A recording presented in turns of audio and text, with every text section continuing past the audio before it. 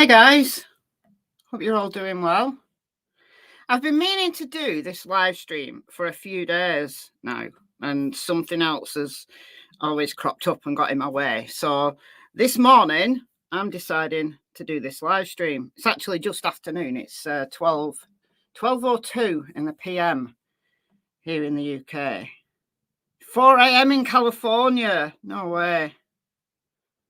What are you doing up at 4 a.m.? Have you just got up, or have you not been to bed yet?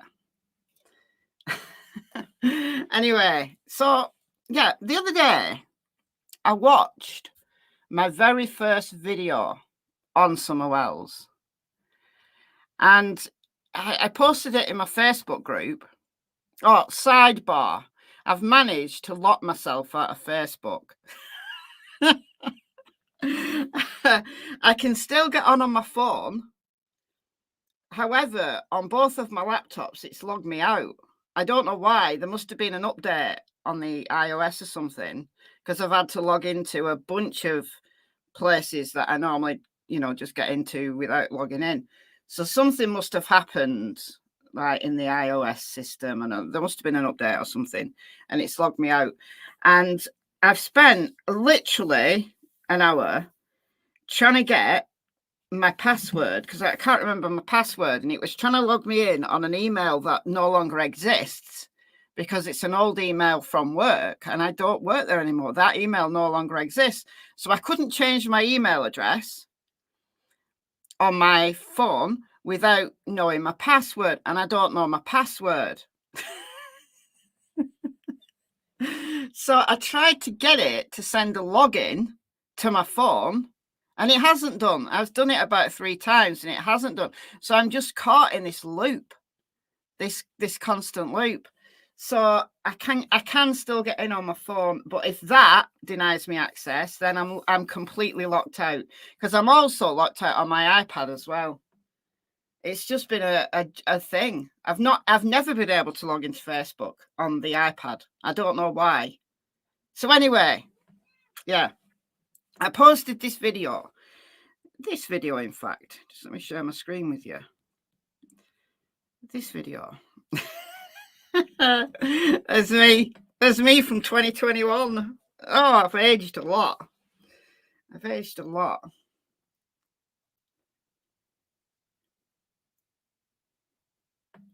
I'm gonna answer questions if you've got any as well. And there's one here from G Crime. I've been wondering why Candice, Don, and Grandis, I hate that, Grandis, I think it's stupid, Grandma, waited until 6:23. Could it be because the sheriff was changing shift from day to night time? I doubt that factored in to their thought process, honestly.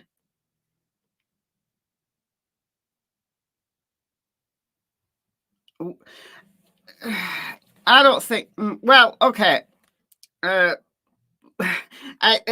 kind of will be covered about cover-ups and stuff.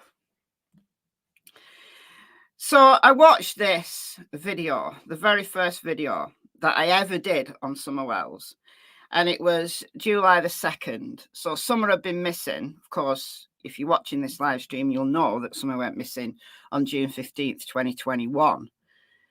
And she was last seen outside of her home in the 100 block of Ben Hill Road in rural northeast Tennessee in Hawkins County. And just put my little banner on there. If anybody's got credible information on the whereabouts of Summer Wells, please contact the TBI on 1-800-TBI-FIND. However, I'd been watching the case since June 16th. I don't remember what the creator was, but they'd posted the Amber Alert. So it was the day that the Amber Alert came out. So I started to follow the case, but I didn't make a video purposefully because I didn't want to get into the blaming the parents narrative that just came up like straight away. And it always does It always does in missing child cases. And then if it's a missing adult, then it's going to be the partner or the boyfriend or, you know, somebody else, somebody close. And very often it is someone very close to the family, but not always. So I sat back and was just listening to a whole bunch of creators. And this July 2nd, it was the interview with WJHL that Don and Candice did on, I think that was June 28th.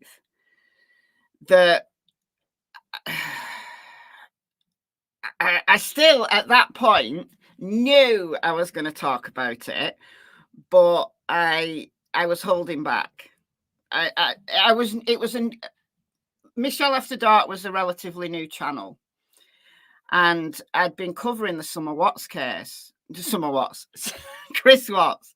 I'd been covering the Chris Watts case. I went through the entire discovery from the Chris Watts case, and I was coming to the end of that. And one of my last videos that I did on Chris Watts was my movie. Like I basically compiled all of the, well, not all of it, but a bunch of body cam and a bunch of Facebook, all sorts of stuff into one movie, like a movie length video. It's nearly 2 hours long, and that is still my most popular video on this channel. It's had over 500,000 views now. And at that time, I was in the process of compiling that movie, so I wasn't making daily videos at that point. And although I was focusing heavily on Chris Watts, I was coming to the end of that. So I was looking for other cases, and I had done some other cases. I'd done like one-off videos. I'd started a playlist called Disturbing UK Crime. So I'd done a few UK cases. I think I did one on Trezell and Jacqueline West. There was a few other cases that I'd just done one-off videos on. But I was looking for another case, and I knew that I was gonna do Summer Wells, but I was holding back, right? Anyway, that's where I came into the case with this video. So it was July the 2nd. It was mid-morning. It was a time when I was basically stranded because Cassie had bitten my laptop and it was broken. And all of the stuff that I was doing for this Chris Watts movie was on my laptop. So I thought, today's the day I'm going to talk about Summer Wells. So I'm going to play you this video. Now, some of you will have seen it. If you've been following me all the way back to the Chris Watts days and you started to watch all my videos, then you'll have seen this. All right. But it's a long time ago, a very long time ago. So this is the 2nd of July, 2021. So I'm going to play you this video. The first couple of minutes is just me chatting about my laptop getting broken. And I think it's the first time that Cassie was on the channel. I think. And she's a tiny puppy. So she'd have been not quite 4 months old. So I'm going to play you this video. I'm going to play it all the way through. And then I'm going to kind of get to where my thought process is now. And I don't necessarily think it's going to be popular, but let's wait and see. And as the thumbnail says, I'm going to answer as many questions as I can. There is a hard stop on this because Adam Montgomery's trial starts in 1 hour 50 minutes. So I want to be... Oh, I got some Cassie emojis. Yay. If you remember, there's a couple of Cassie emojis. There's a Tilly emoji, noodle emoji. There's a bunch of emojis. There's loads of them. I can add some more. I've got enough members now to be able to add more. Like, the more members you have, the more emojis you're allowed. Anyway, without further ado, I'm going to play this video. I don't know what the sound's like on it, actually. I did watch it the other day. I just can't remember. All right. So this is me. Michelle in the past. I know, Rena. Adam Montgomery. Infuriating. Kayla's back on the stand, isn't she? for cross-examination.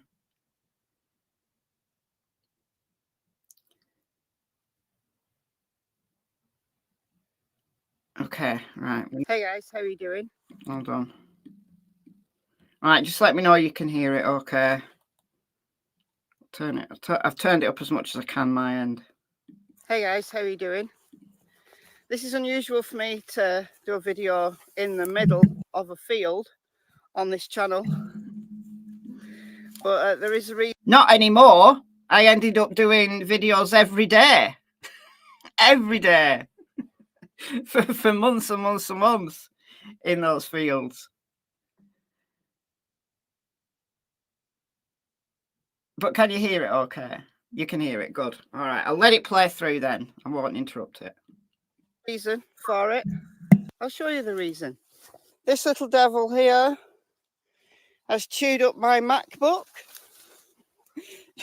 She's chewed the corner of the screen.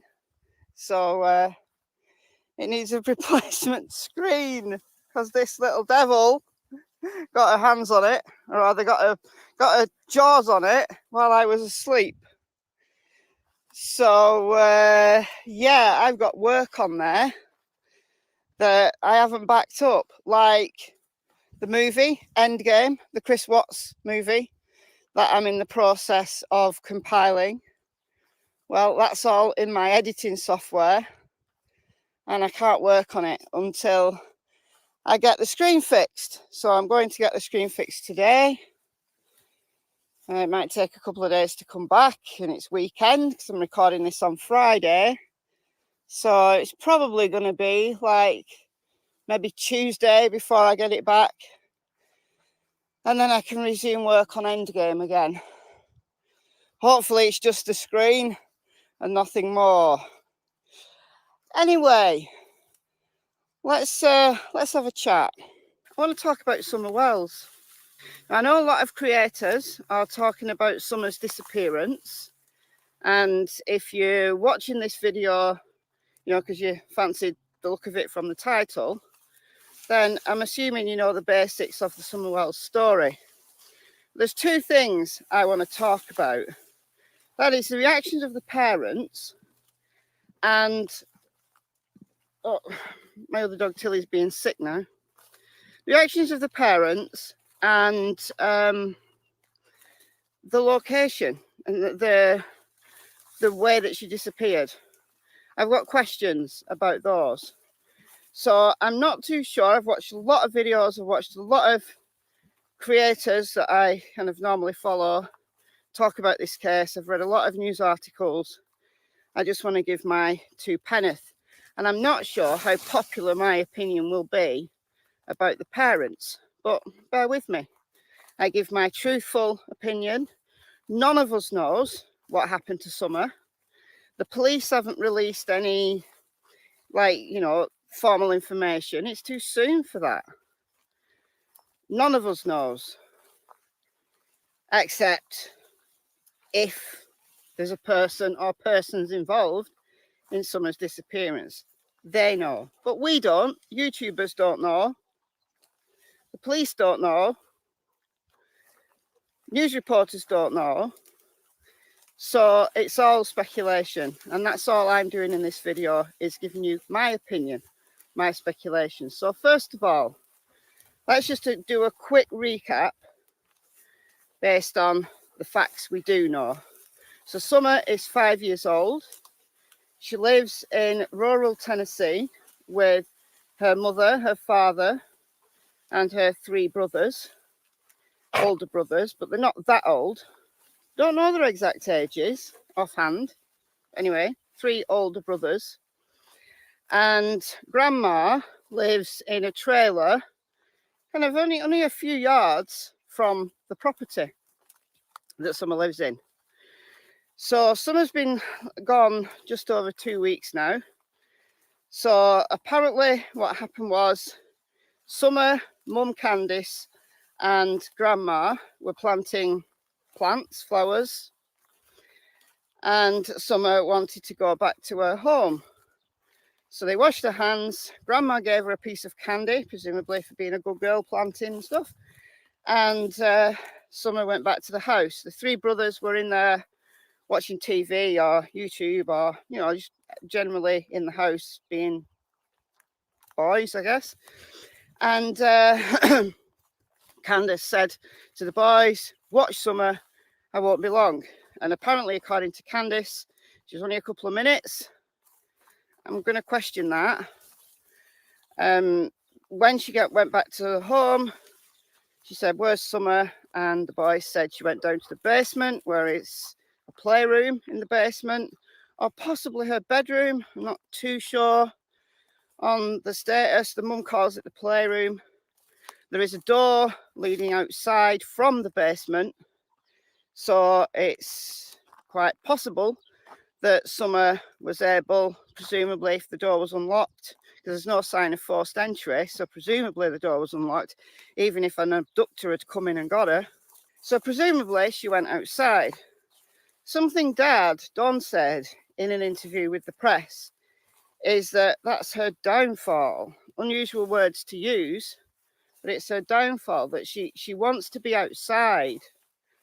And they've told the boys time and time again not to leave Summer outside.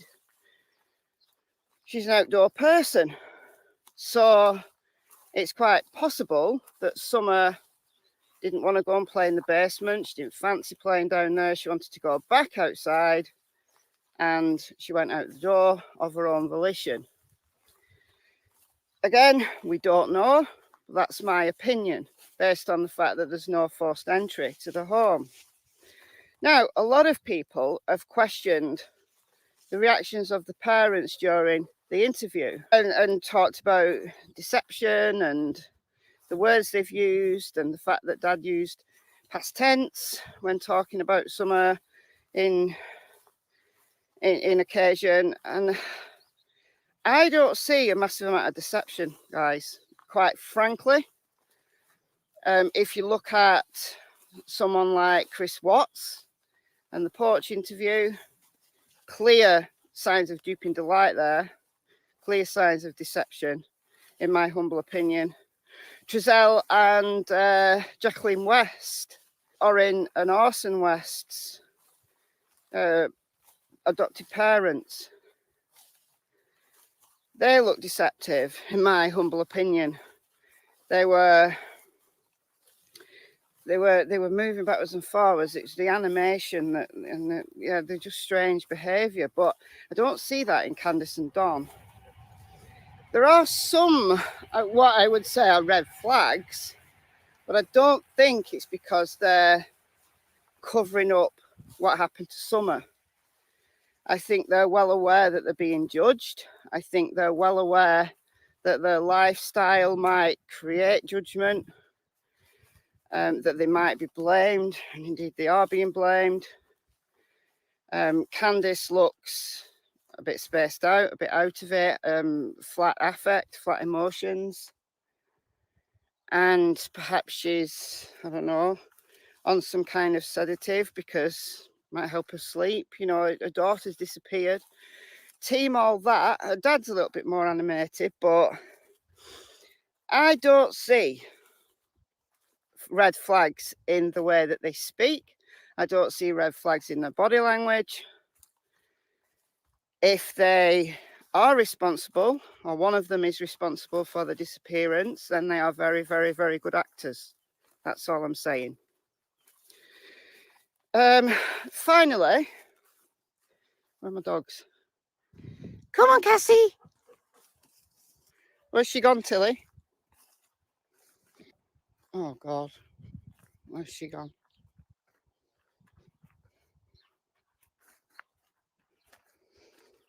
Tilly, find her. Find Cassie. I'll be back shortly. Go find my pup. Find my puppy. But we're off the field now, so... Yeah, the final thing I want to talk about is the location. So the parents say they know she was abducted, but that story's strange. The property itself is very rural. It's not like they were passing traffic. Abduction by strangers is very, very, very rare. It's a fraction of a percentage of children who go missing who or who were eventually found, unfortunately, deceased. You know, there's only really a handful of cases that come to mind that are similar to this, in that the child's there 1 minute, gone the next.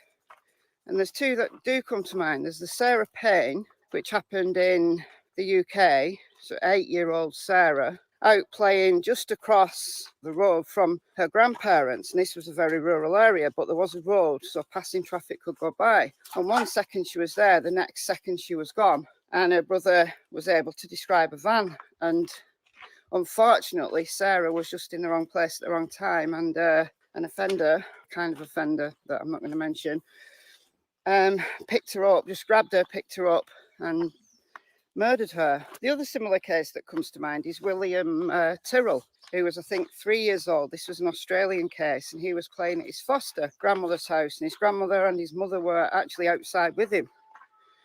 And it was literally a split second. He was playing tigers, he was going rah, rah, rah, and they could hear him. And then he just gone, and he's never been found.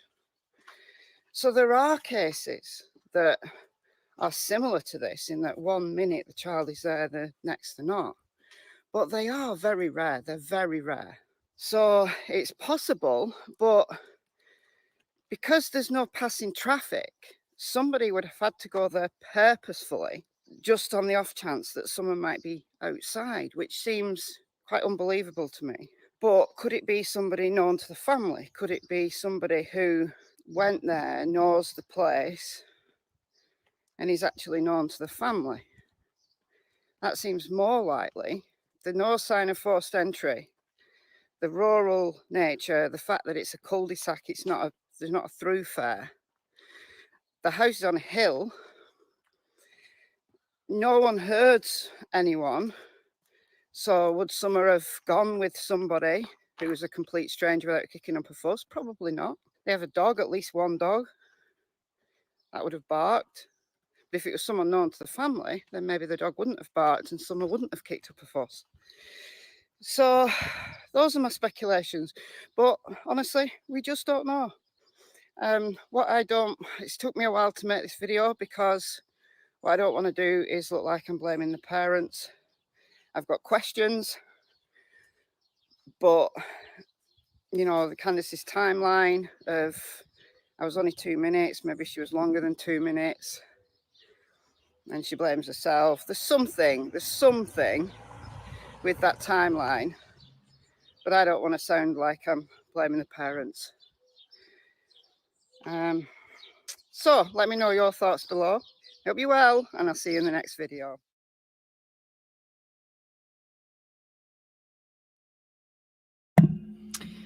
Yeah, so that was my very first video on Summer Wells, 2nd of July 2021.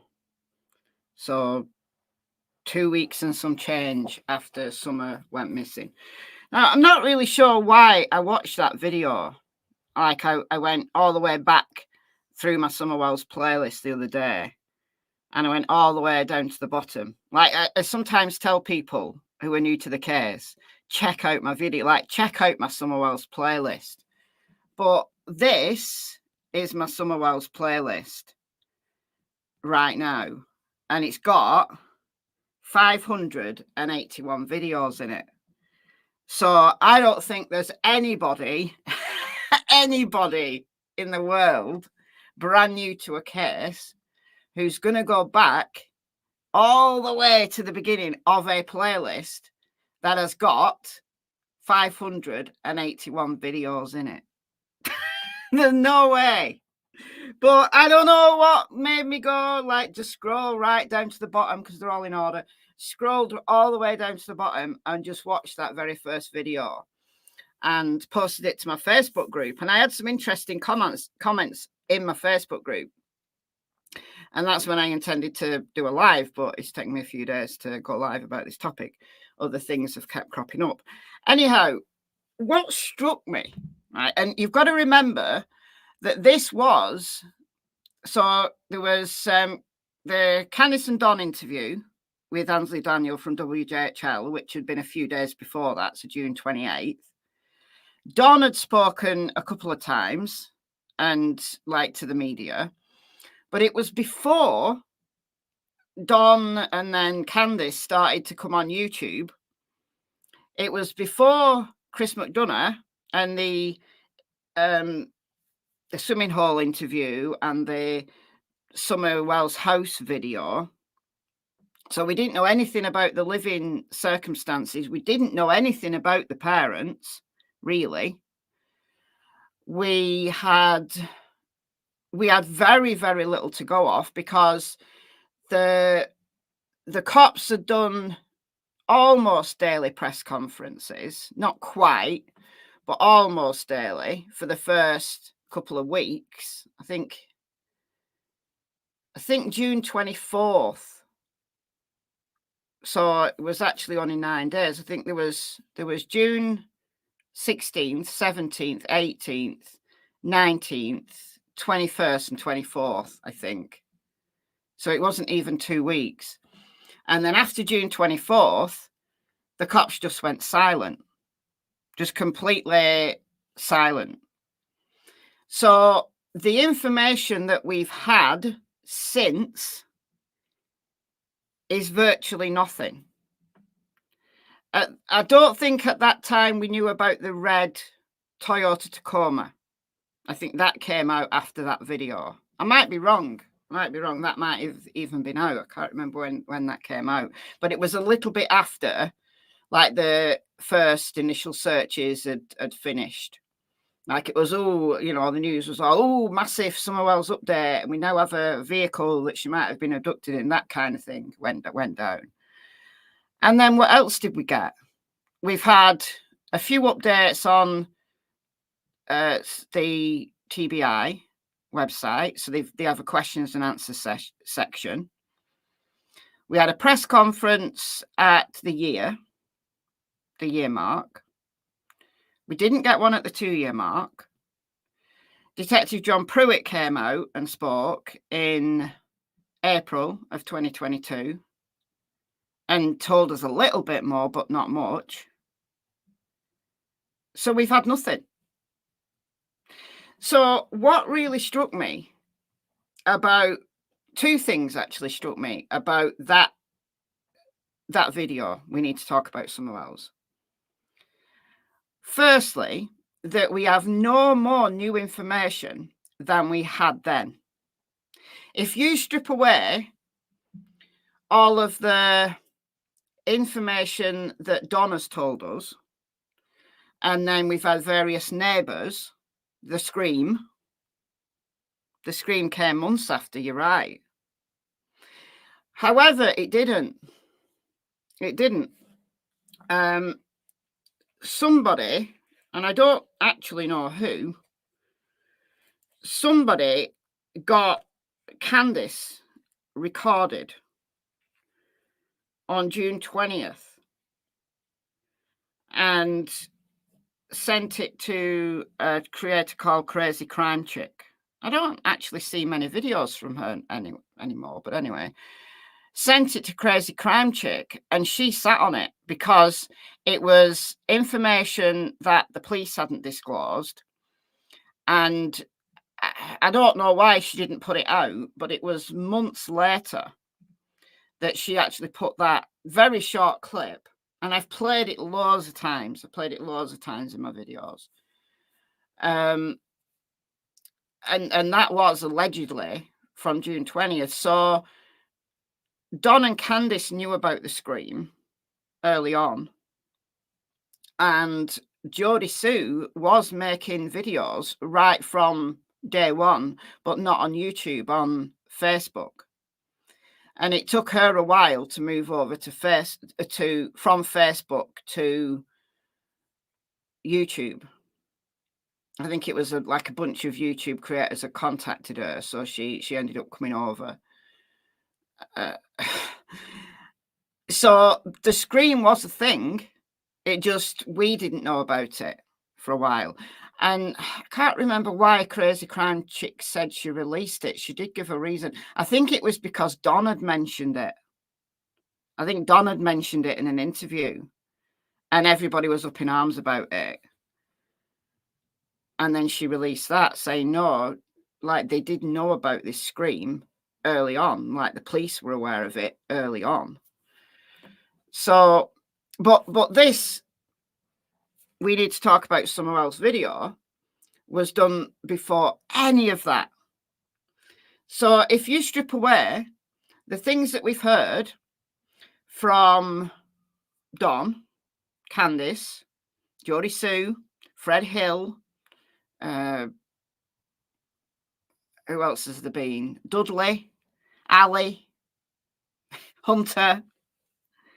All of the people surrounding Summer Wells, or a lot of the people surrounding Summer Wells, have now spoken out. And then there's been some kind of interesting snippets from other places. But if you strip all that away, what do we actually have that we know as fact, as actual fact? What do we have?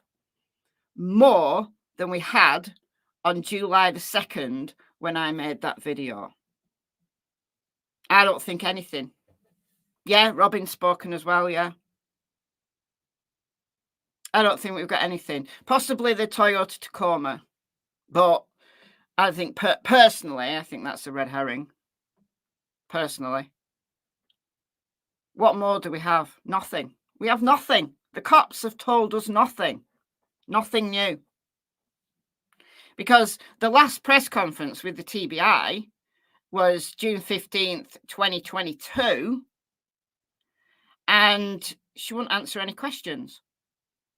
If you watch that interview, she didn't answer. She didn't want to answer any questions. She was like, "That's all part of the investigation. That's all part of the investigation," and it was just a standard line.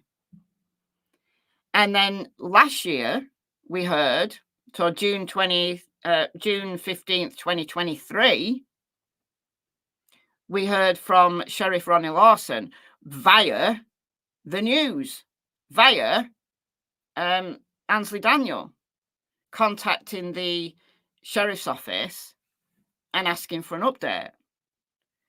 And he said, there is no update, but I'm hoping to be able to update you in the near future. And I remember sitting outside. I was sitting outside on June 15th, 2023, listening to the News Nation piece. They did a piece, and Ansley Daniel was on that. And she said, there's, the sheriff hopes to be able to update us in the near future. I was dead excited. I couldn't wait to get onto YouTube to talk about it. But where's that update? Where is it? We're now February 2024. Where is it? Where's that update? They've got nothing. We have no new information. We have no more information than we had on July the 2nd. That is an actual fact. A fact that has been told to us officially by law enforcement, barring perhaps the Toyota Tacoma. Everything else that we think we know about the Summer Wells case has come from people who have got dubious credibility. And that includes Don and Candice. It's crazy, Holly. Yeah, it is. It's crazy. Absolutely bonkers. And the other thing, so there was two things. So that was the first thing that struck me. The second thing that struck me was my opinion and my attitude. Because I've managed somehow to make 581 videos about Summer Wells. Now, most of them are on this channel, but some of them are on Michelle Walks. Some of them are, the press conferences and things like that. Some of them are only short videos. But some of them are very in-depth, very long.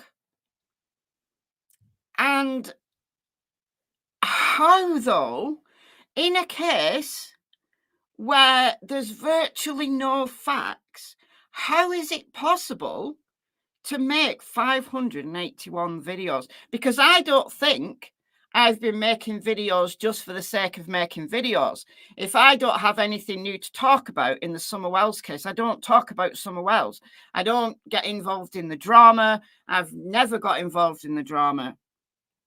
I watch a lot of creators. I've stopped now because practically everything that's come out about Summer, or at least in Summer's name, it's not about Summer at all. It's in Summer's name because it's people who have been covering the Summer Wells case, but who are just fighting with each other. I've not watched any of that for the long. I just if I'm listening to a live stream and they start talking about anything to do with drama, I just switch it off. I'm not interested, and I don't care what side it comes from. I don't care whether it's the pro Don and Candice side or the anti Don and Candice side, or I don't care. I don't watch any of it. I used to dip in and out of Jodie Sue's videos. Don't do that anymore. It's only if like someone sends me a clip, or I see a clip on another video, that I might dip in. Because it's all just a complete waste of time. Sleuth Mom's in the chat. Hello. I'll be on your channel soon, Sleuth Mom. Well, in your chat, not on your channel. In your chat, watching the Adam Montgomery trial. Presumably, you're live streaming it. If you're not, then I'll be somewhere else, maybe Court TV. So it's crazy. Because I genuinely, you might disagree. Genuinely, I do not believe I've made 581 videos on this case simply to make videos about this case. There are times when I've gone right back to the beginning. There are times when I've had to repeat myself multiple times, because sometimes I respond to comments. Like if a comment comes up, I might make a video responding to a comment. But if there's nothing to talk about, I don't talk about it. There's plenty of other cases that I cover, and there's plenty of other cases that I'd like to cover, but I don't feel I've got the time to do deep dives into them. Yeah, 68,000 subs. Yes, I do. Yeah, I hit 68,000 today.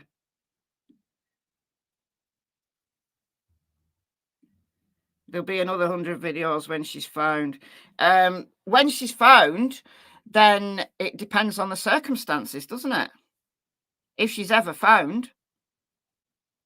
I mean, if she's found alive, then that's just going to blow YouTube up.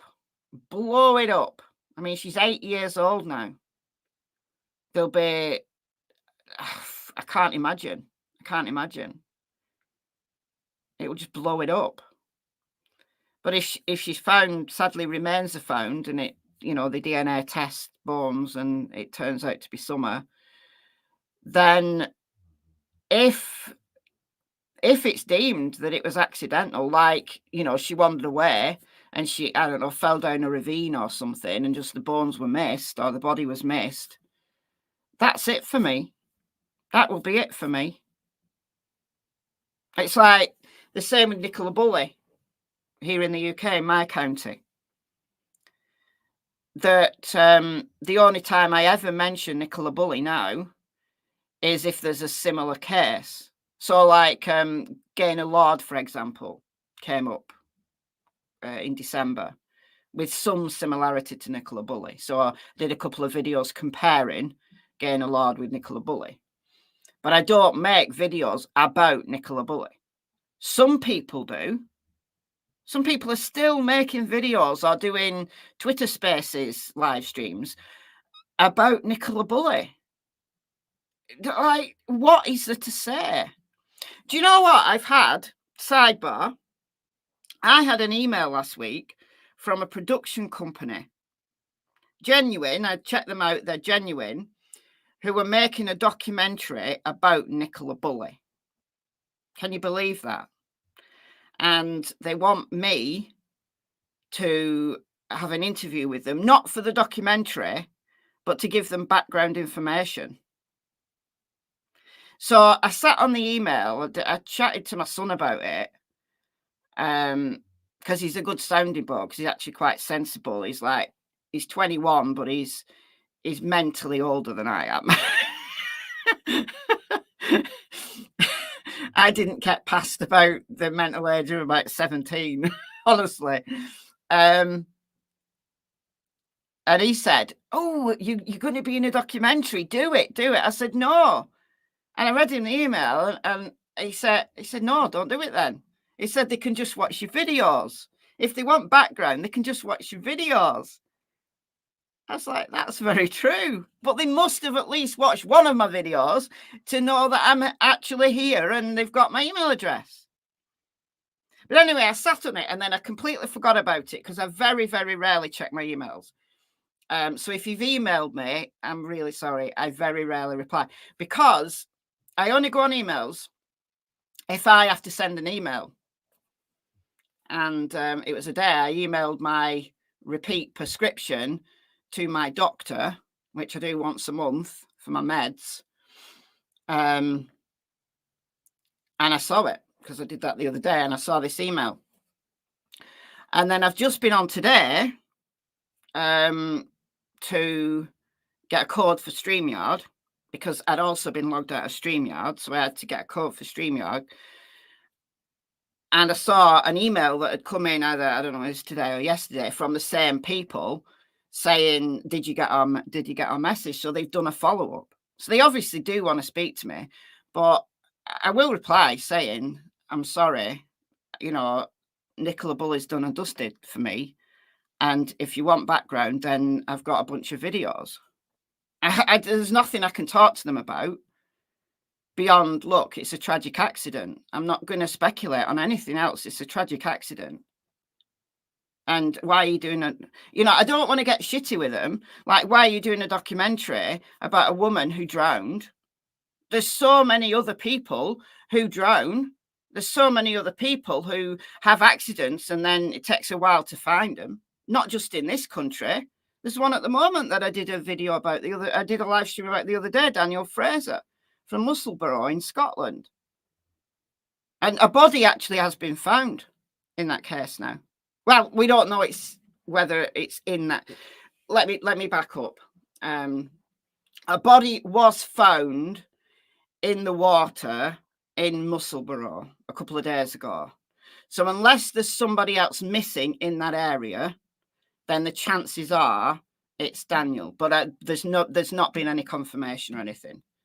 Just a body was found in the right area. So it may not be Daniel. It may be someone else. So why do a documentary about Nicola Bully all this time later? So my point is, going back to the point about Summer, if Summer is found and it's obvious that, she fell down a ravine and there's no foul play, what else is there to say? What else is there to say? Yeah, there might be some fallout from that, but very little. But then if it is foul play, if the bones show evidence of foul play, like broken bones or something, or signs of a stab, whatever, it's horrendous to think about, then of course there's going to be a search for the perp. Potentially there's going to be a trial somewhere way down the line. So yeah, the case will go on for years and years and years. Potentially. Look how long Delphi's gone on for. And still no end in sight. But the thing with that video, given that we had so little information on July the 2nd, 2021, when I made that video, we need to talk about Summer Wells. And then we've had nothing more. You could write on a postcard the facts that we have and still have space to write another paragraph. We have virtually nothing about the Summer Wells case. So it begs the question, what else is there to talk about? But then at the same time, if everybody just stops talking about Summer, she'll just be another missing child who is forgotten. Totally forgotten about. That's why I made the title, we still need to talk about Summer Wells, because I would like to think that Summer Wells has inspired people to look at other cases that maybe in the same state. If you're in Tennessee, maybe it's inspired you to go and look at other missing cases in Tennessee. Or generally, it certainly inspired me to take very careful note of missing children and the circumstances of them. But we still have outstanding cases from way back. Look at Lena Keel from San Antonio in Texas. Does Lena Keel ever get brought up? Lena Sadar Keel, does she ever get brought up? No. There's been movement on the Michael Vaughan case recently. Why? Not because of the police, because Stacey Wanderer has done the rounds. He's done a YouTube tour. So it seems to be that it's only the cases where there is some controversy that can be talked about that stay in the news, or in the YouTube news, or the TikTok news, or whatever. So we still need to talk about Summer, but let's do it in a way that is productive. Because do you know what? Something that has just struck me right now. So this is the third thing that struck me about this video. My opinion then is pretty much what my opinion is now. I don't know what happened to Summer. There are red flags with the family, but I don't think in that interview back on June 28th, 2021, I don't think they were being deceptive. I honestly don't. I think there's red flags. Oakley Carlson's another one. Thank you. The chat has just jumped. Thank you, G Crime. Yeah, Oakley Carlson. Where's Oakley Carlson? There are red flags, and all the red flags I saw were from Don, mainly Don, acting the fool on YouTube, being drunk and saying stupid stuff. But was any of what Don said truthful? We don't know. So I went full circle, because if I look up this playlist, I can literally tell you where my attitude started to change about the parents. Because on July the 2nd, I said, yes, there's questions. I've got questions. I've got questions about the timeline, and I've got questions about the location. That it would be a highly unusual, very, very unusual situation where a complete stranger would take a child from her yard. I mean, I've never contemplated that she was taken from her house. I mean, I just can't see that at all. And as I said in that video, the thing that struck me about the June 28th interview was Don saying being outside was Summer's downfall. Because I thought, there you go, she's gone outside and she's been left outside to her own devices. And then is it possible someone could have abducted her? Yeah, of course it is. But a complete stranger walking up that hill, how would they know someone was there? It has to be someone known. It has to be someone who knows Summer. It has to be someone local who knows the terrain. And I've gone full circle, absolutely full circle, because that, if you've watched my recent videos, that's where I've got to in my thought process, that she's walked away and somebody local has picked her up. That's now my number one theory. Or it's still possible she could have wandered away and got further than the search perimeter. Because we know that kids can wander. Look at Riker Webb. Do you remember Riker Webb from a few months ago? I noticed Christina Randall has done a video about Riker Webb this week. So some of you, if you watch Christina Randall's videos, I do. I like Christina. I've not watched her for years. Yeah, she did break a web. And he walked 2.4 miles. And they now think he walked 2.4 miles before the storm came in, because there was a massive storm that blew in like a few hours after he went missing. And this is rural Montana. And he'd ended up in a cabin and he'd sheltered himself from the storm. And he was found by the couple who owned the cabin, who didn't live there, but they'd gone to their cabin, so that was going to be like the base, if you will, and they were going to go out and do some hikes to look for Riker because they'd heard his story. I don't know how far away they lived, but they had this cabin, so they came to the cabin and found him. So he was 2 or 3, way younger than Summer, and he'd walked 2.4 miles. So it's absolutely possible that Summer just got turned around and ended up walking in the wrong direction and is outside of the search perimeter. That's absolutely possible. But my first theory, I think, is that someone local took her. And that's along the lines that I was at in that very first video. And I have gone full circle. But you can track my trajectory of thinking, the more I learned about Dawn and Dawn's past, I ended up with Dawn. The boys were taken. I ended up with Dawn being my number 1 suspect. And I actually have a video.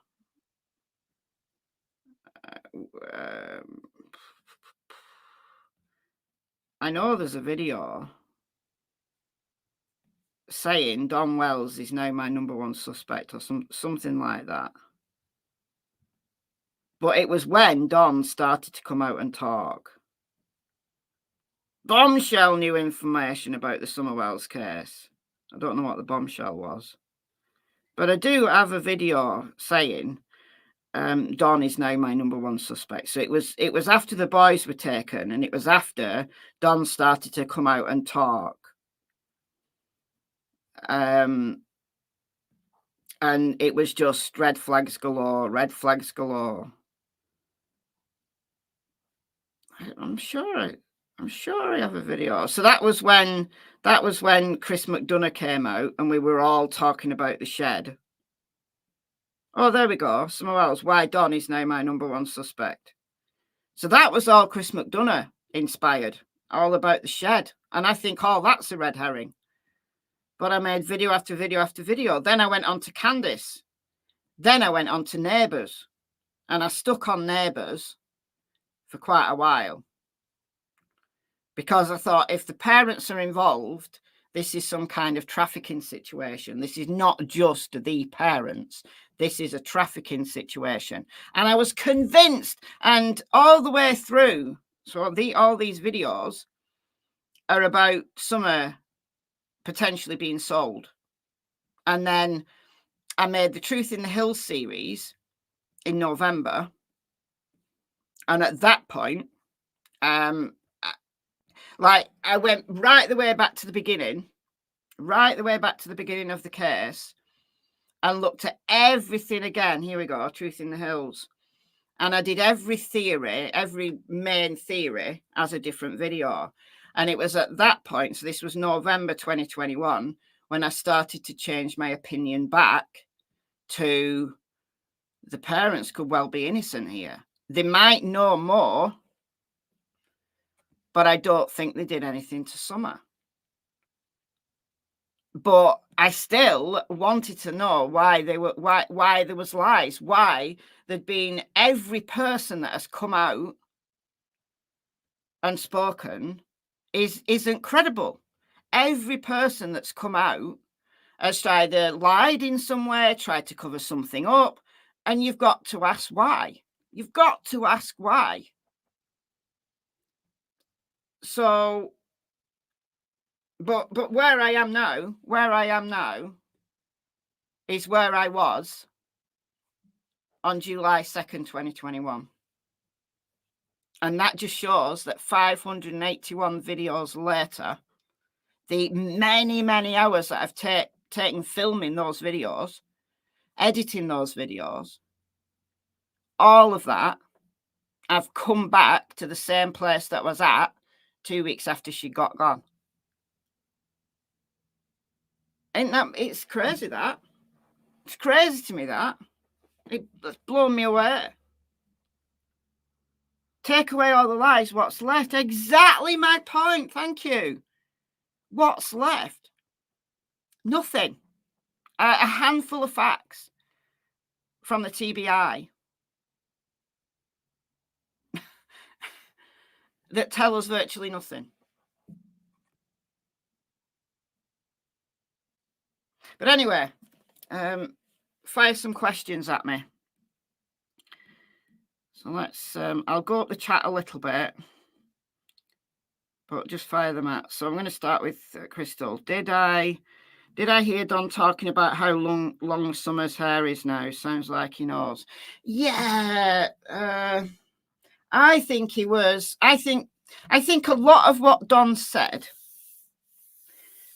and in my opinion, a lot of what Don said, not all, but a lot of what Don said has been taken out of context because we're looking for bad things. We've already got a confirmation bias. We're already looking for bad things that he says. And just the way he speaks, I think to a lot of people, his grammar isn't great. And he sounds guilty when maybe he isn't. So I think I do remember the conversation, but I think he meant her would be longer now, which it would be. If she was alive, it would be longer now. So it doesn't sound like he knows. I never took it to mean that he knows. I mean, I've even got a video. I think I've even got a video with him saying it somewhere. I think Kelly is focused on the parents only. I think that the law enforcement's main theory is that she wandered away. And I think they've tried to focused on the parents simply because they have nothing else. That they think she wandered away, but there's actually no evidence that she wandered away. But also, there's no evidence that she was abducted, and there's no evidence of foul play. So what's left? What's left? Abducted by aliens, taken by Bigfoot, or it could be something that the parents did and covered up. So of course they're going to focus on the parents. And I think probably there's been an over focus on the wandering away and an over focus on the parents. But obviously I don't know. I'd love to see the files. I'd love to see what discovery they have. I'd love it.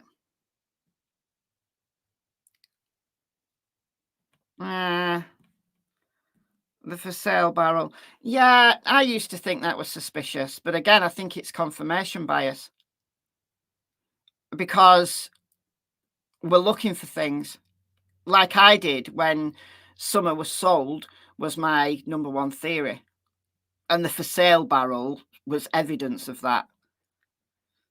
But you've got to look, you know, if you're following the scientific method of investigation, you've got to not only look for the things that support your theory, but you've also got to look for things that refute it, and you've got to give them equal weight. So Don said that barrel was for sale.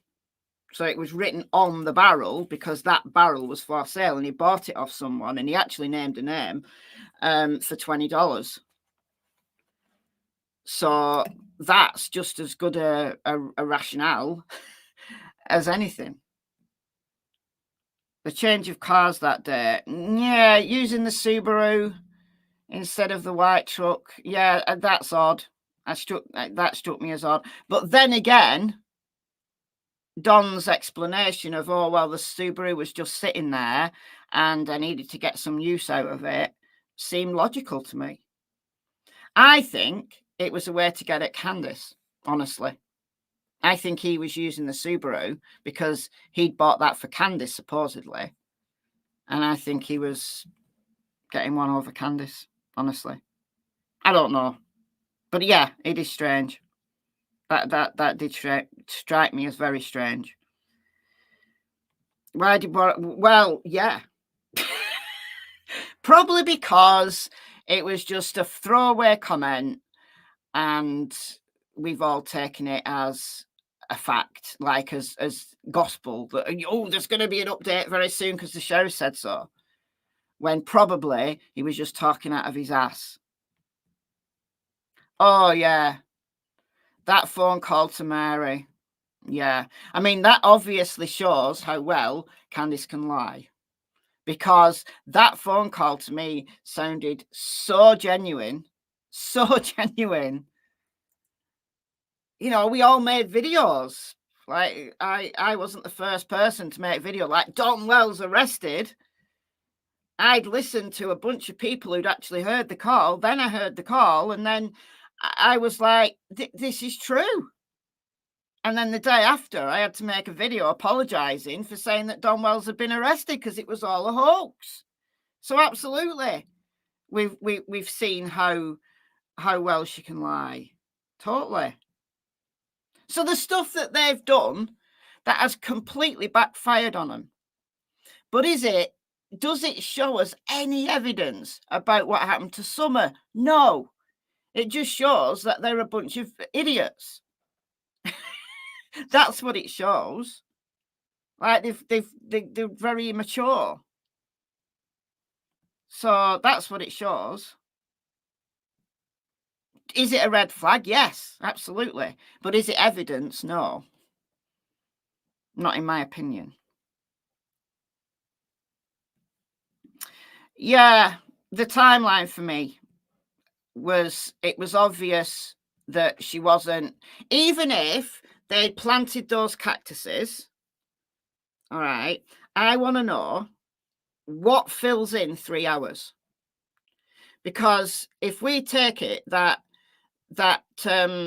milk juice photo was 3:09, then they would have been home by 3:20. And then the 911 call was 6:23 and then 6:26, 2 911 calls. So there's 3 hours there. How did planting the flowers take 3 hours when it was a handful of cactuses that probably would have been done in 10 minutes?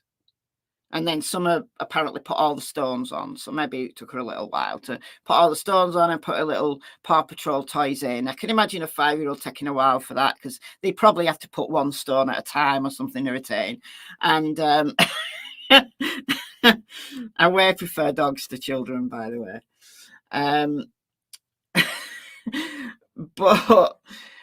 But 3 hours? No. And then 2 minutes. She turned away for 2 minutes. Yeah, children have gone missing in 2 minutes, but not from their own yard when they're going into their own house. So for me, that 2 minutes, even if the planting story is true, right, let's just assume that's true, then at what time did that occur? And how long was Candice really away? I personally believe that Candice fell asleep. I think she fell asleep and she had no idea what time Summer had gone missing. That's my opinion. And I think she started looking for Summer way sooner than any of us know. And that's what filled in the time, because she was panicking. So, but that's just a speculation, just like everything else.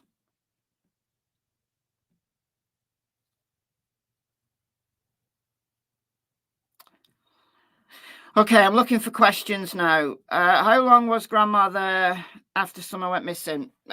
She went the same week that the boys were taken. She'd already gone by the time Chris McDonough went to the house, went to 110.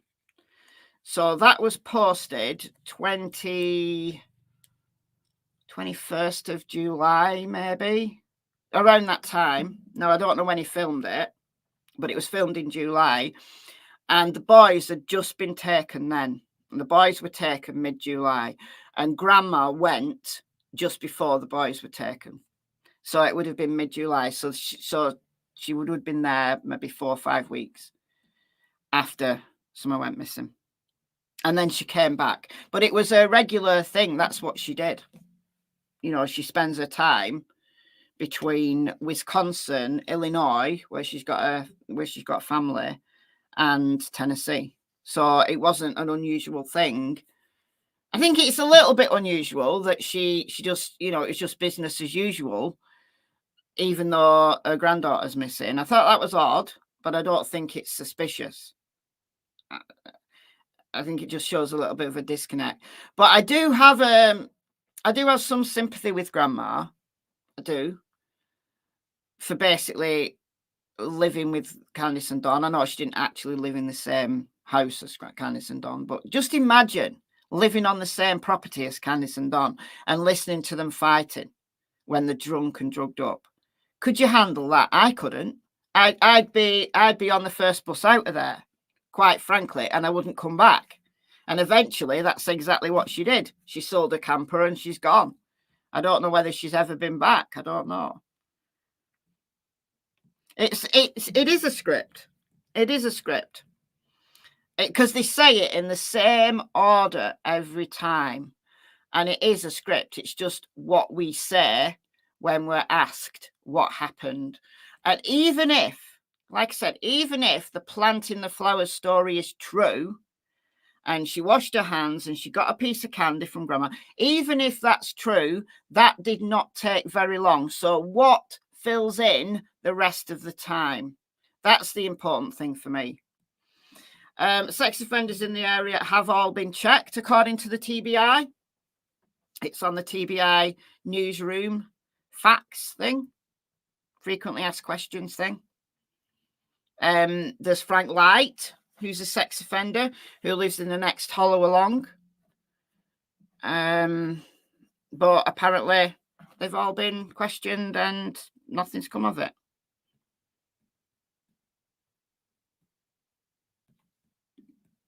Who's Dr. P? I don't know who Dr. P is, but I'm Dr. M, so hello.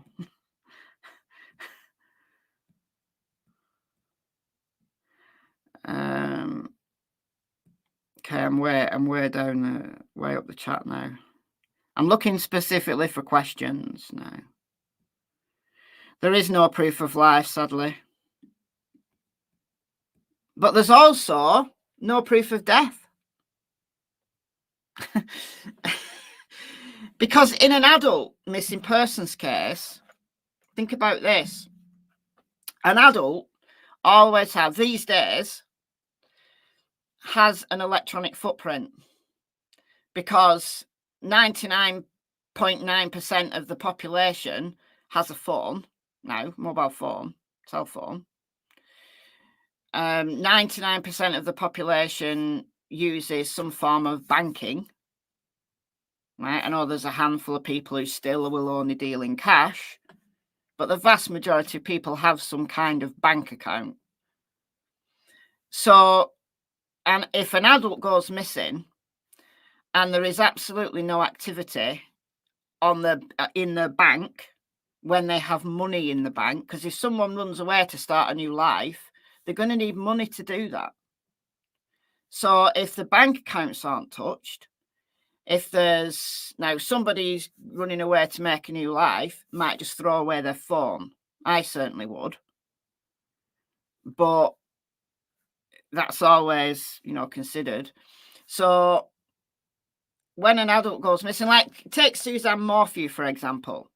Suzanne Morphew was assumed deceased partly because there was no proof of life. Like there was no activity on her social media, which she used, on her phone, which she used regularly, and in her bank. No, absolutely none. So she was assumed deceased. But a child at age 5 doesn't have a bank account, doesn't have a phone. So they have no electronic footprint of their own.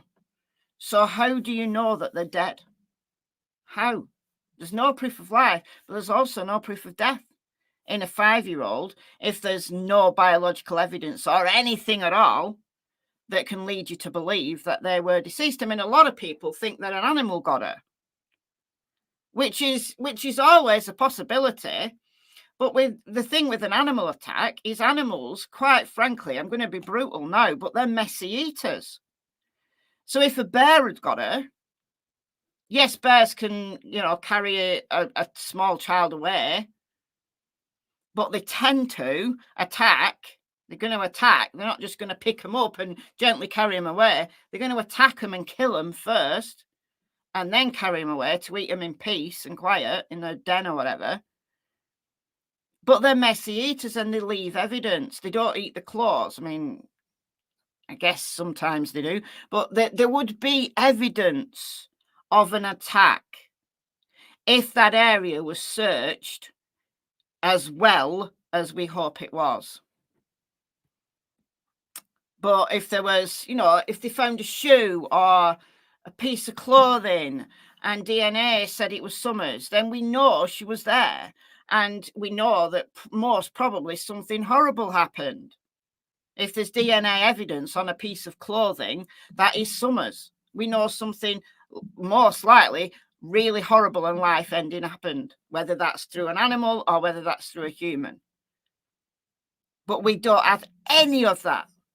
So there's no proof of life, but also no proof of death either that we know about. Yeah. I think the way that, the things that Candice is holding back, like the behaviour panel when they went on Dr. Phil, I agreed with them. I was astonished at first when they said Don is telling the truth. We don't think he's being deceptive. I was thinking, how can you say that? All the stuff that Don said. But no, I do agree with them that when he speaks, you don't see deception. Now, he could just be a very, very, very good liar. He could be. But you don't see deception from Don. It's the things he says that makes him look guilty. If he kept his mouth shut, he'd be fine. But Candice, like the behaviour panel, Greg and Scott said, that Candice, there's something Candice isn't telling. And I think it's about how long someone was missing before she realised. And she feels bad. She feels guilty and she can't tell anyone, not even Don. Why do I think they haven't released more info? Because I don't think they've got more info, quite frankly. I think all the lines of inquiry that they've followed have come to nothing. I think that's truthful. When Detective John Pruitt came out in April 2022 and said, we've gone through reams and reams of data, we've chased down every lead that was given to us, and we're still no further forward than when we started. I think that was a truthful statement because he said it with a big sigh. I felt really sorry for him, even though he didn't tell us very much. I think just the way he was speaking, I don't think they've got any more information. Now, not all law enforcement agencies will release the 911 calls in an active investigation. Some will and some won't. And I don't know why some will and some won't. Like in the UK, you don't tend to get 999 calls released until there's the summary of the case. But some law enforcement agencies in the US do release the 911 calls. Now, I don't know, but maybe it's just standard practice. Now, if there was another case, let's say, in the same area, at Hawkins County, and it was an ongoing investigation, and they released a 911 call on that case, then I'd have questions because we'd then know that, oh, well, Hawkins County Sheriff's Office do release 911 calls. So why have they not in Summers' case? But at the moment we've got no evidence of that. So at the moment, Why would a footprint by an unfurnished cabin so high on that ridge?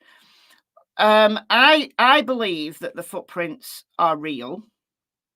I don't think that, there's been lots of people that have spoken about them, like the neighbours have spoken about them. Dave Rader has spoken about them from EquiSearch. I believe that they're real, and I believe that they are Summers.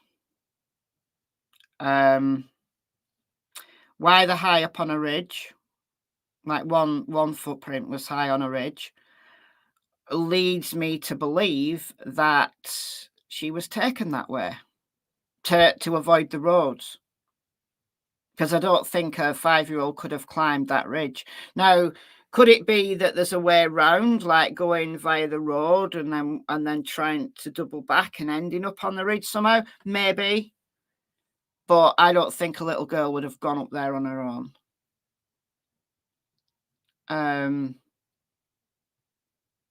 Somebody said something interesting to me. I can't remember who or when, but they said maybe Summer climbed that hill up to that ridge because she knew she lived on a hill and she thought that was her hill. Like, she was turned around, she was confused. She got to a hill and thought, that's where I live. But from Simpson Road, if she was on Simpson Road, you can see her house from Simpson Road. So I don't think that's the case. So I don't know. I don't know. I'd like to know what I'd like to know from law enforcement what they think about those footprints. Because on the night of the 19th of June, so 4 days after her disappearance, there was an all-night search. One of the neighbours took a video of it. I've got that video on my channel. I've played it loads of times. There was an all-night search because the footprints had been found on Joshua Phillips' land. So that's not the one on the ridge. It's the footprints that were closer to the road. So they did an all-night search thinking that Summer was in that area and she was alive because she was walking around. So it was a desperate search. There was then a press conference on the 21st, right? Because that was the weekend. So the 19th was the Saturday.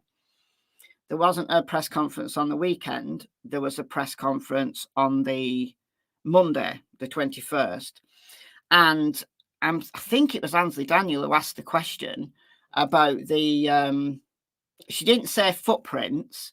She said the activity from that night. Like the media were aware that there'd been this like frantic search. And Leslie Earhart just said, oh, it's a lead that we were following up on, or words to that effect. I tweeted Leslie Earhart a long time ago now about the footprints. Could they confirm that the footprints existed? And I never got a reply. Now, that might just be because she's busy and she doesn't reply to all the tweets. And I can understand that because I get overwhelmed by the amount of things that I could possibly reply to. I'd end up all day. If I replied to every single message that I get, like on either Facebook or Twitter or email, I'd never do anything else. It would be like a full-time job. So I have sympathy with Leslie Earhart that she might have not seen my tweet because she was busy. But I would like to know what they think about them, even if it's not a confirmation that they're Summers. I'd like to know that they at least acknowledge them because we know they exist. But we've not had that. We've not even had that. So it annoys me. Yeah, the 911 call is evidence, yeah. But some law enforcement agencies do release 911 calls. They might redact some of the information. Like they might, just silence some of the information if it's critical or it's a phone number or something like that. But they do release them now, but others don't. So I don't think there's anything especially unusual about them not releasing the 911 calls. However, I'm sure that we'd all like to hear them. wouldn't we? What do I think about the church theory? Honestly, never thought the church were involved. They've never been high on my list. I did a little mini series called Summer Suspects. I did like I did 5 videos, like each for my top 5 suspects, and the church didn't feature in the top 5. I mean, they've got to be on the list simply because law enforcement haven't excluded anyone that we know about. You know, no one's been cleared. Everyone's still on the table. Everyone's still a person of interest, according to Sheriff Lawson. So they still have to stay on the table. However, personally, I don't think that the church had anything to do with it.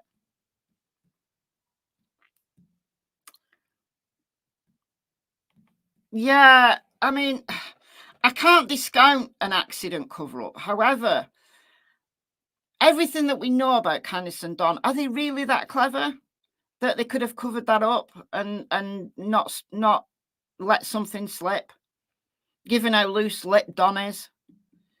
I don't know.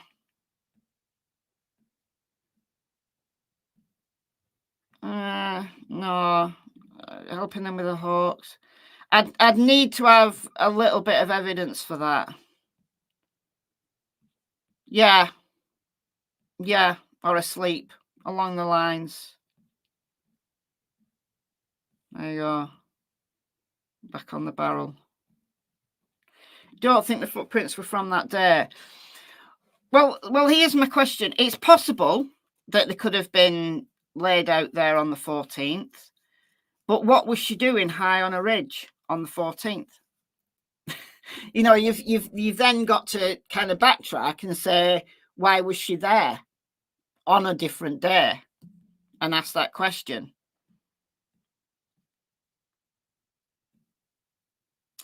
Right, I'm looking for questions now. What time is it? 13:23.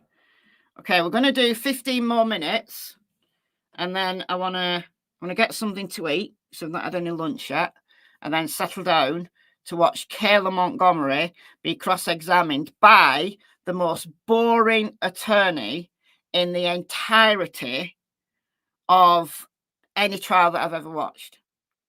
Kayla Montgomery was being cross-examined and got a headache, got a migraine. And I truly believe she had a migraine because I physically got a headache listening to the boring monotony, because I was like trying to listen intently to Kayla's answers and watch Kayla's face. But then I was kind of falling asleep. Like, part of my brain was trying to fall asleep because of the boring monotony of her voice.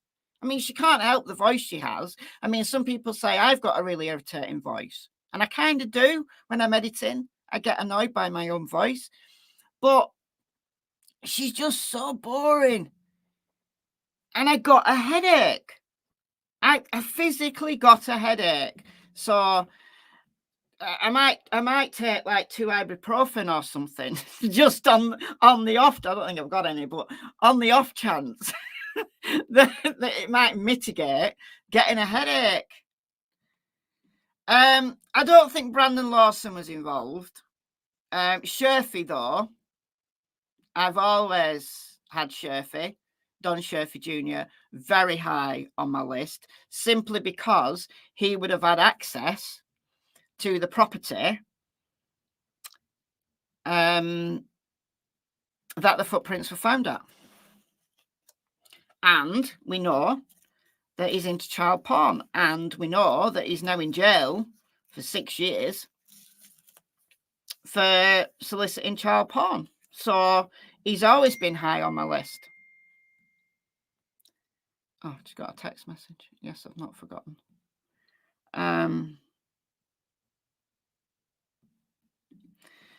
Okay. I'm not sure I believe Jodie Sue. I'm sure that some of what Jodie Sue has said is truthful, just like some of what Candice and Donna said is truthful, just like some of what Fred Hill said is truthful, just like some of what Hunter said is truthful.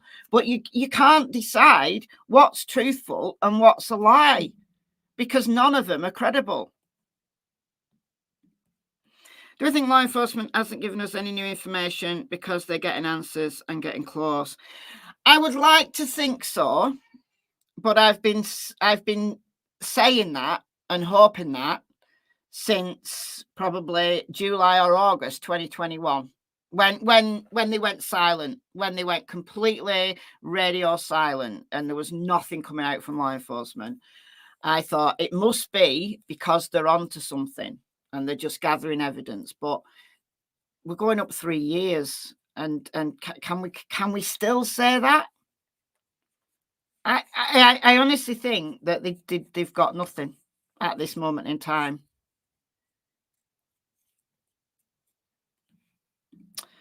I remember a picture of Summer sitting near a U-Haul truck, but I didn't notice a sign. I do have that picture somewhere, so I'll dig it out. But even so, it would be that truck is for rent, not Summer.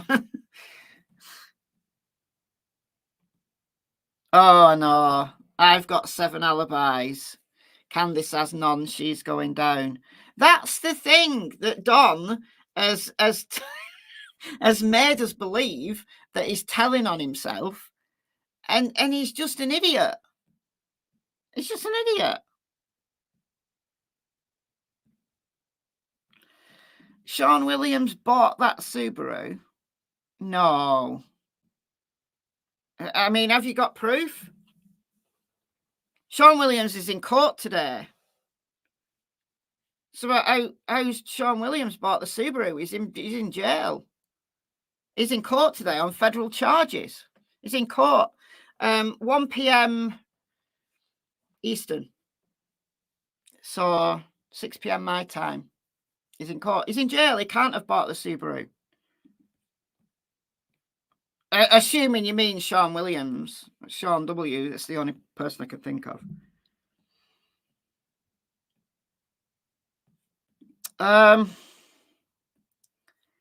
Yeah. But then again, people die, sadly. And people who maybe don't have the best of health to start with. And, remember, we're looking at going on 3 years now.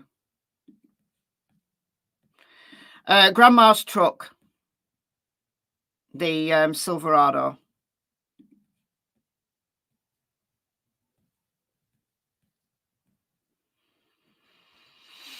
Allegedly, but never charged, so we can't say he's a sex offender. We can say that he's committed sexual crimes and never been charged. Yeah. I mean, there's loads of them barrels around here, like the farms and that. They all have multiple barrels. Like those barrels are common here as well. Like burn barrels, like burn stuff in them.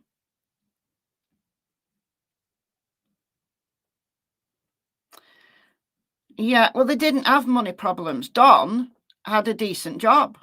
Don was earning decent money. Like, he wouldn't have been rich by any, but he was earning. He would have been able to do up that house and give those kids a reasonable standard of living. But they were spending their money on frivolous items, the Subaru being one. Yeah, I don't think they're looking. No, not now. The case is still open, but I don't think they're looking. The whole of people know. Yeah, I think there are people out there who know. It's just that we don't know what they know. Good morning, Sassafras.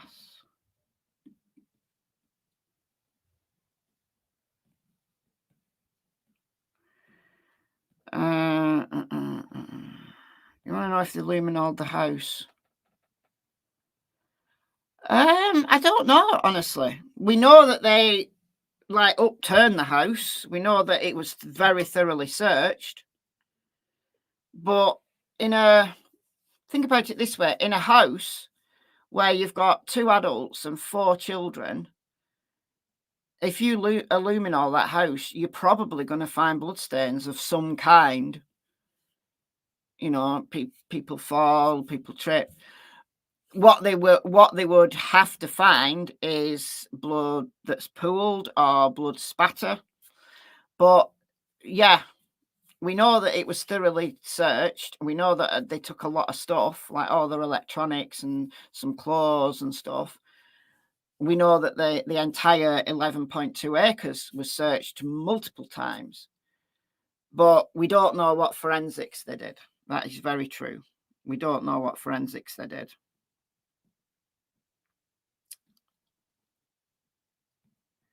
Did Fred wear a wire? He said he did. But Fred has said a lot of things.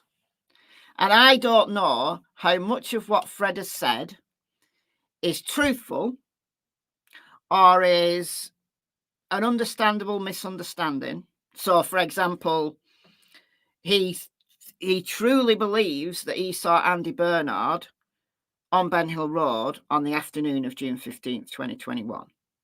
Right? He said it. He's sure about it.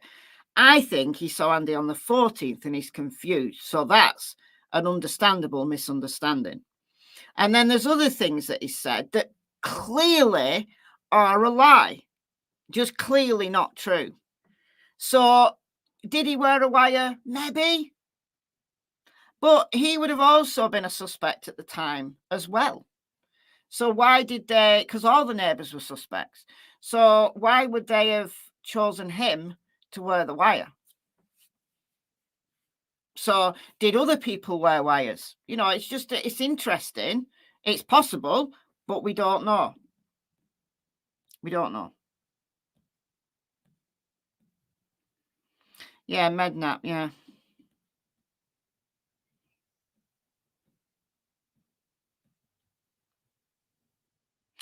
Yeah, that's from Geordie Sue though. And there wasn't trail cams on 110 at that point. So I don't know how much to believe what Geordie Sue said.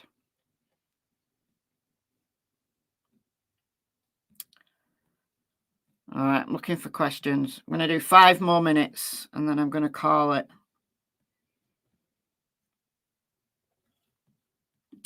Yeah, I heard 5 p.m, but yeah. She probably does, or at least did then. Don't know about now. Don said she was fish food. Don said a lot of things that are alarming. You know, like seeing her in the resurrection. That was the major red flag for me. When I made that video, if I can find it now, why Don Wells is my number 1 suspect, or whatever it was called, down here somewhere.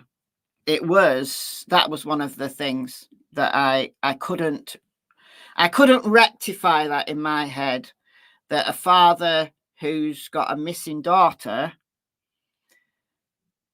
the vast majority of people will assume that they're alive, will tell people that they're convinced they're alive. Like Candice thinks some are still alive. Like, it's that hope. You always have that hope.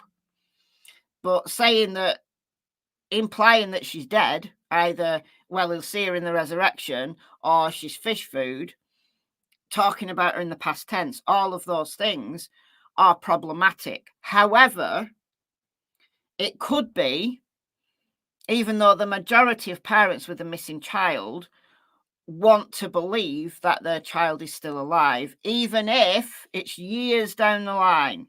Right, I've been watching some stuff on Amber Lee Cruikshank from New Zealand, because she's on my list of cases to do for Crime Story Sunday.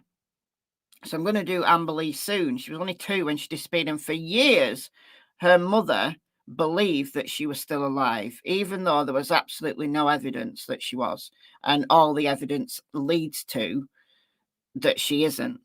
Not that there is any particular evidence, but anyway, her mother, Nikki, truly believed that she was alive, and it's like 30 years She went missing in 1992.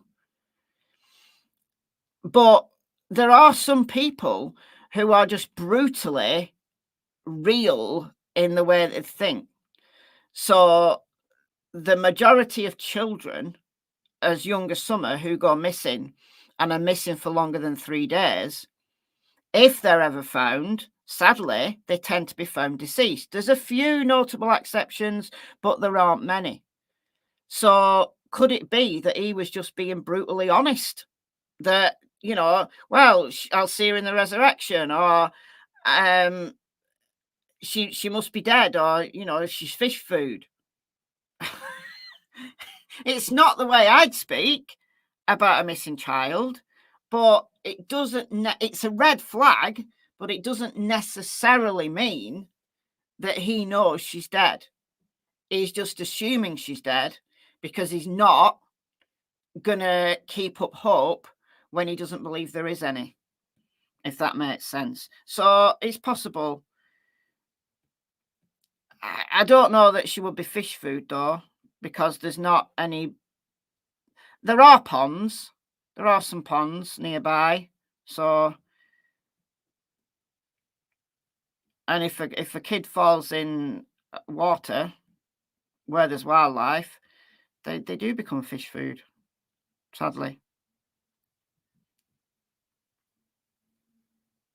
Yeah. Yeah. I think she was. But, you know, I wouldn't necessarily say that it would be neglectful if Candice had said that she was going for a nap, like with the 3 boys being there and Grandma just being yards away. I don't necessarily think that Candice going for a nap means that she's a bad parent, even if she thinks she is because she feels guilty. I mean, listen, the very video that I played you at the beginning of this live stream, within the first minute, I said my laptop was broken because my puppy was chewing on my laptop while I was asleep. Well, my puppy was running around the house because I'd fallen asleep, because I can fall asleep on a clothesline, me. So I'm pretty sure that when my kids were little, I would have dozed off. Probably, you know, maybe 20 minutes, 30 minutes, I would have dozed off because I can literally fall asleep anywhere. Like I fell asleep when Cassie was 3 months old and she chewed my laptop up. She could have got into all sorts of trouble. She could have, you know, it's a bit neglectful when you've got a 3-month-old puppy. But I just fall asleep and I don't know. I just fall asleep. I don't like have a, what's the word? Like the off switch to my brain's a bit faulty. So I just fall asleep sometimes. I can't help it. But Candice, we know that Candice was a user of substances that relax you, like marijuana relaxes you. So she might have just had a smoke and dozed off. And she feels bad about it and she can't tell anyone, even Don.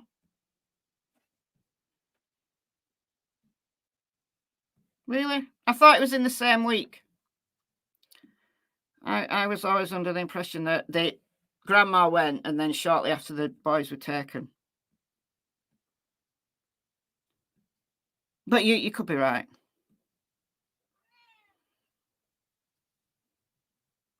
Yeah, whether it's drugs related or not, I think if she was abducted, it's someone very familiar with that house, with that terrain, actually knew someone lived there and was in that area for a specific reason. But now I'm way down the chat. I mean, I'm replying to questions that were posted half an hour ago. If I could ask Candice a question, what would I ask her? Did you fall asleep? And how long did you fall asleep for? And what time did you Oh, thank you, Helen. Thank you so much for the £5. Very kind of you. And what time did you find out Summer was missing? Right, I'm going to skip down, right down to the bottom just to check that I've not had any more donations. Because I've not got my other computer on at the minute. No. That's one of the issues. They did 4.5 square miles in 13 days, which sounds like a lot, but when you plot it out, it's only about 1.5 mile radius from the house.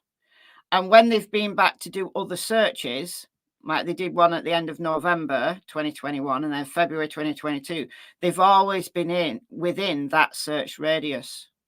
They've always assumed that Summer was close by because their number one theory was that Summer wandered away. And they've assumed that maybe 1.5 miles is how far a 5-year-old could get in the time that she had available. But the problem with that is she was probably gone longer than the law enforcement were aware. And also, we know that little kids who are fit and healthy and, are used to running about can get further than you think. So no, I don't think the search area was wide enough. I really don't. Right, I'm going to skip down.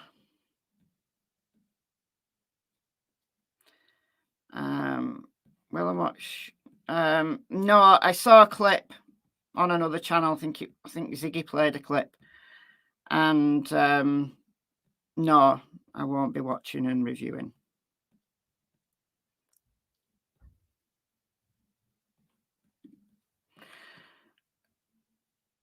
I don't know what a map scan is, but no, apparently not.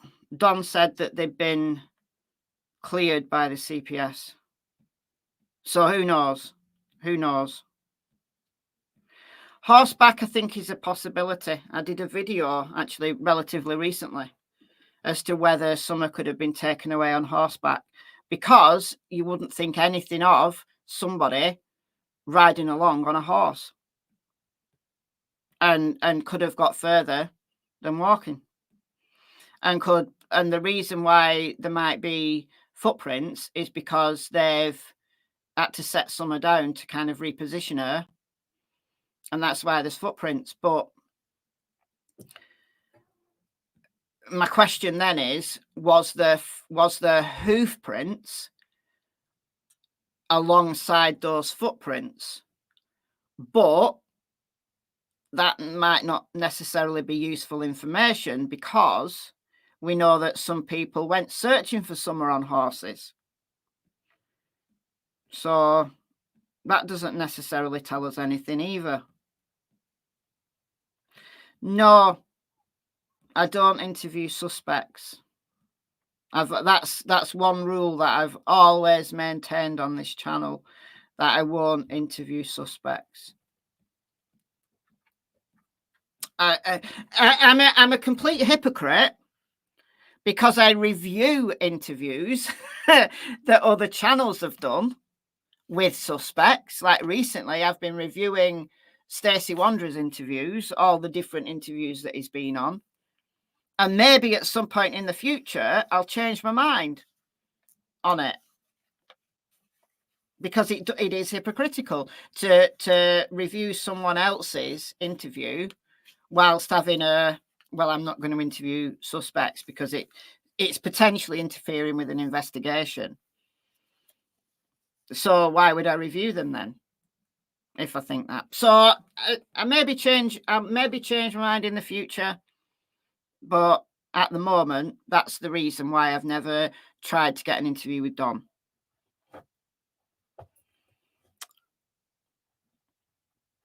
It could have been a planned abduction, yeah. But they would have had to have known that Summer was out and about that day. Personally, I don't know about Tim Mullen.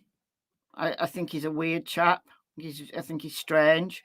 But then again, there's a lot of people that are strange, and doesn't mean that they're guilty. Want to know who truly called 911? Well, it would definitely have been Don, and then it may not have been Candice. It may have been Grandma. It may have been one of the boys, but it would be someone from 110. So. All right, I'm going to call it a day because it's 13:47 and I want to go and get a quick snack. What's the Amber Heard's attorney? I don't know. I never watched the Amber Heard, Johnny Depp. I didn't watch 1 minute of that trial. I'm not interested in celebrities. Oh, thank you. All right, I'm just going to skip to the bottom just to check that I haven't missed any donations. Because I would have missed Helen's had I not gone down. I could look on YouTube, but that would mean...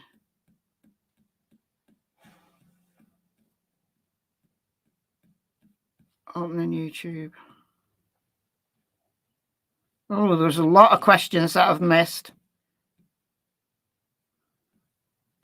Loads of questions that I'd like to answer. I've not got narcolepsy, no. Well, I've never been diagnosed with narcolepsy, but I can fall asleep just randomly. I fell asleep walking once, which is a bit odd. But I had been doing an experiment, like how long I could stay awake, so probably that was the reason why I fell asleep walking. All right, no more donations. So thank you so much, everyone. But if I did miss a donation, I am very sorry. Yeah. Hope you found this interesting. Gonna go and watch the Adam Montgomery trial now and be annoyed and probably get a headache. So yeah, thank you for being here. Thank you as always to the mods. Thank you. I don't think we had any new members. Did we have one new member maybe? I don't know. See, the thing is, by just looking at StreamYard, I miss some member messages. Some of the member messages don't show up on StreamYard. It shows when you gift a membership, it shows that on StreamYard now. But because I don't have my other laptop on with YouTube on, I may have missed some messages. But anyway, always thankful of any donations that I get. And yeah, I'll see you later. I'll do a short video, be either today or tomorrow morning, about like an Adam Montgomery update. It'll only be short over on Michelle Walks. So until then, see you soon. Bye, guys.